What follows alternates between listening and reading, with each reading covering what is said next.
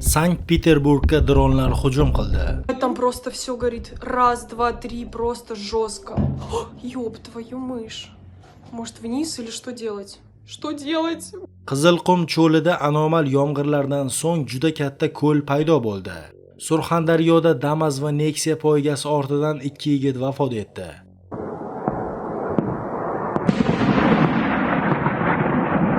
Rossiya Kiyevga zarba berdi. O'nlab qurbonlar va yuzlab yaradorlar bor. Termizda bankomatlar yonib ketdi.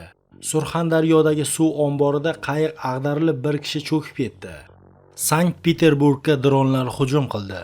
Sankt-Peterburg xalqaro iqtisodiy forum ochilishi kuni Ukraina dronlari Rossiyaning shimoliy-g'arbiy qismiga hujum qildi. Leningrad oblastida 60 ga yaqin dron urib tushirilgan. Sankt-Peterburg gubernatori Aleksandr Beglovning so'zlariga ko'ra, Kronstadt, Kirov va Krasnoselskiy rayonidagi infratuzilma obyektlariga hujum qilingan. Bir necha kishi jarohatlangan. Mahalliy Bumaga nashri yozishicha, Fen ko'rfazi sohilidagi Marvarid kaskadi turar joy majmuasidagi uy shikastlangan. Shuningdek, hujumdan so'ng Peterburg neft terminali ham yonib ketgan. Shahar uzra tutun ustuni ko'tarilgan. Shu fonda shaharga forum mehmonlari tashrif buyurmoqda. Qizilqum cho'lida anomal yomg'irlardan so'ng juda katta ko'l paydo bo'ldi. Buxoro viloyati Peshku tumanining Gazli qishlog'idan shimolda so'nggi 6 oy ichida me'yordan 3 baravar ko'p yog'ingarchilik oqibatida katta suv havzasi paydo bo'ldi.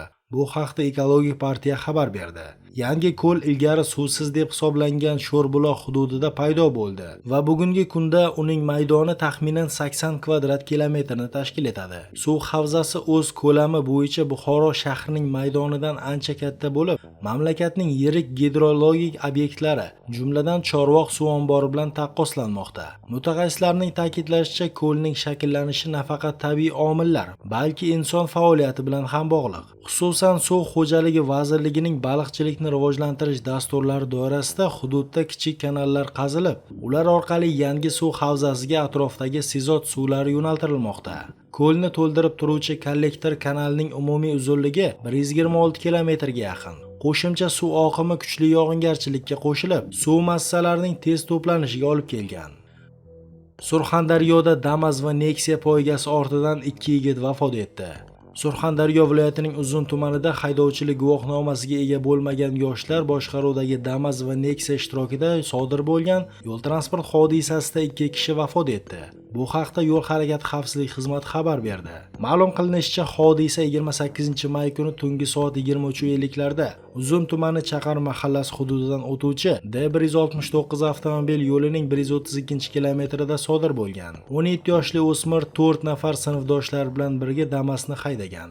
O'zi bilan bir yo'nalishda harakatlanayotgan haydovchilik guvohnomasiga ega bo'lmay, Nexia avtomashinasini boshqargan 20 yoshli tanishi bilan kim o'zarga o'ynab, yo'l transport hodisasiga uchragan. Oqibatda Damas avtomashinasining voyaga yetmagan haydovchisi va Nexia avtoolovining yo'lovchisi vafot etgan. Qolganlar turli darajadagi tan jarohatlari bilan shifoxonaga yetkazilgan.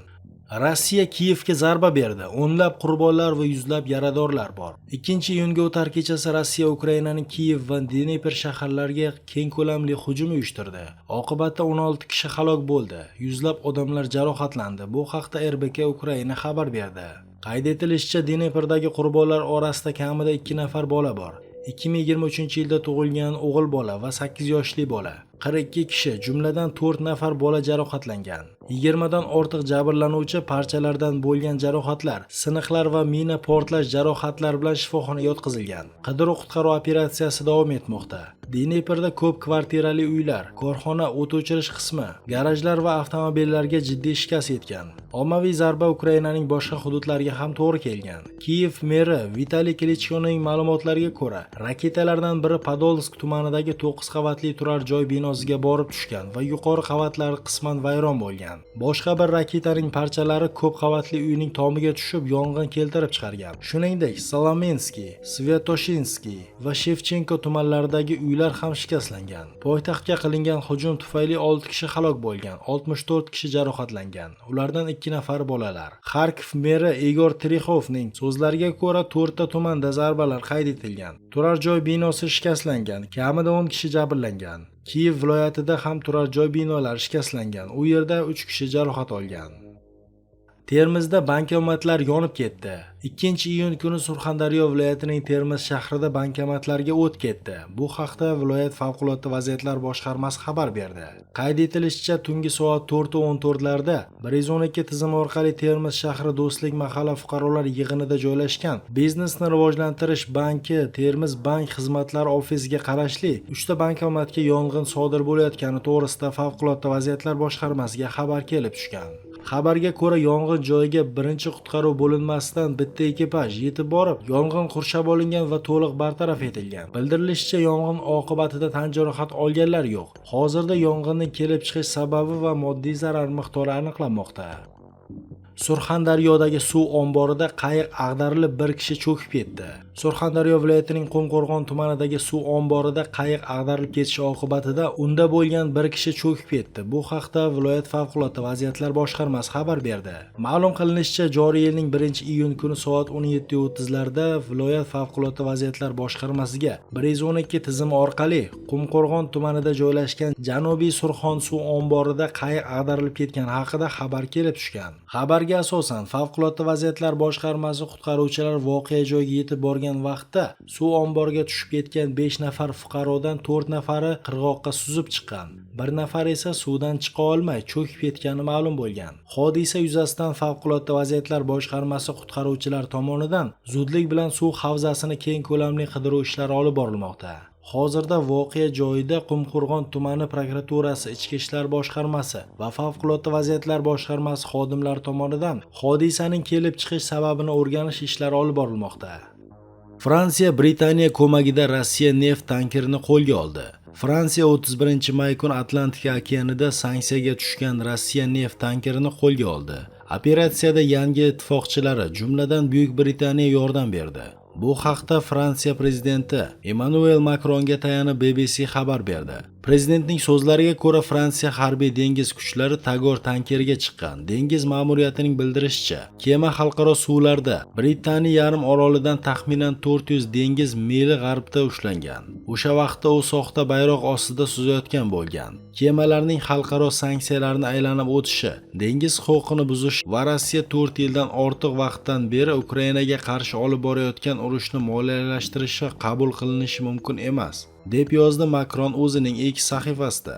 Rossiyaning bunga munosabati: Kreml ushbu noqonuniy musodarani xalqaro qaroqchilikka yaqin harakat deb baholadi. Rossiya o'z yuklari xavfsizligini ta'minlash choralarini ko'rmoqda, dedi Kreml matbuot kotibi Dmitriy Peskov. Moskva 2022-yilda Ukrainaga qarshi keng ko'lamli urushni boshlagandan beri o'z neft eksportiga qo'yilgan xalqaro sanksiyalardan qochishga urinmoqda. Buning uchun mamlakat egalari yashirin bo'lgan tankerlardan iborat soyalar flotidan foydalanib keladi. Bu Fransiya 2025-yil sentyabr oyidan beri bortiga chiqqan 4-shunday kema bo'ldi. Makron operatsiya dengiz huquqiga qat'iy rioya qilingan holda amalga oshirilganini ta'kidladi. Dengiz navigatsiyasining eng asosiy qoidalariga rioya qilmaydigan bu kemalar atrof muhitga va barchaning xavfsizligiga ham tahdid soladi, dedi u. Ilgari Fransiya hukumatı bunday kemalarning egalari jarima to'laganidan keyin harakatni davom ettirishga ruxsat bergan. Biroq endi vaziyat o'zgarmoqda. Britaniyaning pozitsiyasi.